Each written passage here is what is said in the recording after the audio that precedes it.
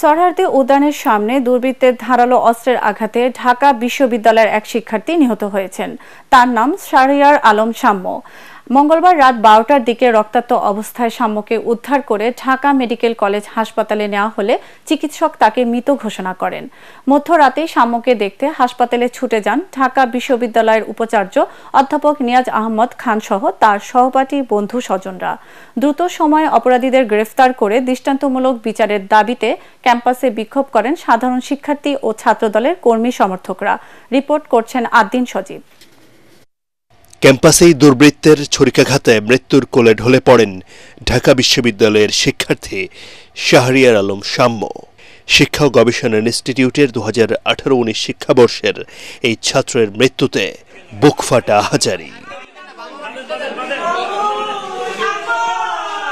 ঘটনা মঙ্গলবার রাত 12টার দিকে সোহরাওয়ার্দী উদ্যানের মুক্তমঞ্চের পাশের মূল সড়কে মোটরসাইকেলে করে যাচ্ছিলেন শাম্য। এ সময় এক ব্যক্তির মোটরসাইকেলের সঙ্গে তার মোটরসাইকেলের ধাক্কা লাগলে তাদের মধ্যে কথা কাটাকাটি হয়। এক পর্যায়ে ওই ব্যক্তি শাম্যকে ধারালো অস্ত্র দিয়ে আঘাত করে পালিয়ে যায়। পরে রক্তাক্ত অবস্থায় তাকে উদ্ধার করে যতক্ষণে ঢাকা মেডিকেল কলেজ হাসপাতালে নেওয়া হয় ততক্ষণে দুনিয়ার জীবন শেষ হয় শাম্যের। শোক নামে পুরো বিশ্ববিদ্যালয়ে। এই খুনের ঘটনায় কারা জড়িত, কেন খুন করলো সেই কারণ সিসিটিভি ফুটেজ অ্যানালাইসিস করে দ্রুত সময়ের মধ্যে অপরাধীদেরকে অ্যারেস্ট করা। কেন আমার ক্যাম্পাসে বহিরাগত আসবে এবং এসে কিভাবে এইরকম একটা হত্যাকাণ্ড করে যায়, তার কিভাবে সাহসটা হয়? কেন প্রশাসন আগে থেকে সচেতন হয় না? স্যার এফ রহমান হল শাখা ছাত্রদলের সাহিত্য ও প্রকাশনা সম্পাদক শাহরিয়ার আলম শাম্যকে দেখতে হাসপাতালে আসেন তার সহপাঠী, বন্ধু, স্বজন এবং ছাত্রদল নেতারা। হাসিনা পতন আন্দোলনের সম্মুখ সারির একজন নেতৃত্ব, তার খুনের ঘটনার মধ্য দিয়ে এই বিশ্ববিদ্যালয়ের নিরাপত্তা ব্যবস্থা কতটা ভঙ্গুর এবং ঢাকা বিশ্ববিদ্যালয়ের প্রত্যেকটা শিক্ষার্থী কতটা অনিরাপদ সেটি আজকে সামনে এসেছে। খবর পেয়ে রাত 2টার দিকে মেডিকেলে ছুটে যান উপাচার্য অধ্যাপক নিয়াজ আহমদ খান সহ বিশ্ববিদ্যালয় প্রশাসন।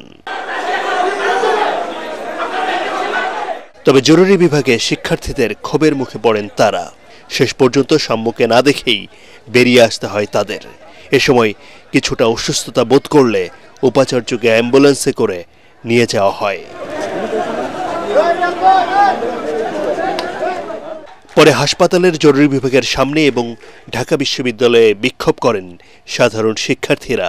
মিছিল করে ভিসি চত্বরে অবস্থান নেয় ছাত্রদলের কর্মী সমর্থকরা। 24 ঘন্টার মধ্যে যথাযথ পদক্ষেপ নিতে বিশ্ববিদ্যালয় প্রশাসনকে হুঁশিয়ারি দেন তারা। কি কারণে আজকে আমাদের ভাই শাম্যকে হত্যা করা হলো এবং কি ধরনের নিরাপত্তার ফাঁকফোকর ছিল এবং বিগত সময়ের ঘটনাগুলি অ্যানালাইসিস করে আগামীতে সে ধরনের একটি নিরাপদ ক্যাম্পাসের যে সাধারণ শিক্ষার্থীর অধিকার রয়েছে সেই অধিকার তারা বাস্তবায়ন করবে। এই ঘটনায় ক্যাম্পাসের নিরাপত্তা নিয়ে প্রশ্ন উঠল আবারও। অপরাধীদের দ্রুত বিচারের পাশাপাশি বিশ্ববিদ্যালয় এলাকা আরও নিরাপদ করতে প্রশাসনের সুস্পষ্ট অবস্থান দেখতে চান তারা, যাতে আর একটি প্রাণও এভাবে ঝরে না যায়। আদ্দিন সজীব, ATN বাংলা, ঢাকা।